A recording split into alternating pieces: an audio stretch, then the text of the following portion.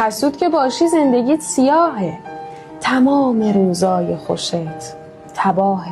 با فکر این که دیگران بهترن یا اینکه بقیه ازم سرترن، یه خواب راحت نمیمونه برات. زخم زبون میشه تمام حرفات، میشکنی قلب آدما رو راحت. تمام زندگیت میشه قضاوت، حسادتت بلای جونت میشه، دلخوشیتم زخم زبونت میشه. اینکه با درد دیگران دلخوشی، با تیغ حرفات آدمو میکشی، یعنی مسیر اشتباهو میری، راه عذاب و رو به چاهو میری.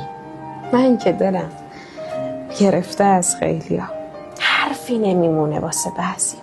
تو زندگی هر جا که اوج گرفتیم، تمام دوست و رفیقا رو باختیم.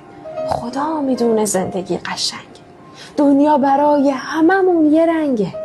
هر کسی نردبونی داره اینجا، طعنه نزن با حرف پوچ و بیجا.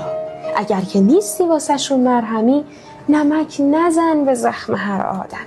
به جای اینکه منتظر بشینی تا باخت دیگران رو هی ببینی، بشین یکم تو زندگی تلاش کن. هر چی که داری و رفیق تلاش کن. آقای حیایی شما راست میگین، هر کسی نردبون خودش رو داره.